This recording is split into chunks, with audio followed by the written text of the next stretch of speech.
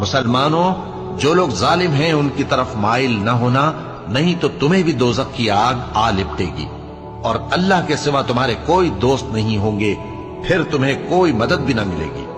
اور دن کے دونوں سروں یعنی صبح اور شام کے اوقات میں اور رات کی چند ساعتوں میں نماز پڑھا کرو، کچھ شک نہیں کہ نیکیاں گناہوں کو دور کر دیتی ہیں۔ یہ ان کے لیے نصیحت ہے جو نصیحت قبول کرنے والے ہیں، اور صبر کیے رہو کہ اللہ نیکوکاروں کا اجر ضائع نہیں کرتا۔ تو جو امتیں تم سے پہلے گزر چکی ہیں ان میں ایسے ہوش مند کیوں نہ ہوئے جو ملک میں خرابی کرنے سے روکتے؟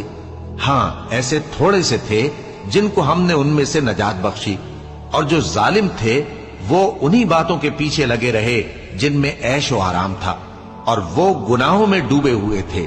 اور تمہارا پروردگار ایسا نہیں ہے کہ بستیوں کو جبکہ وہاں کے باشندے نیکوکار ہوں از راہ ظلم تباہ کر دے۔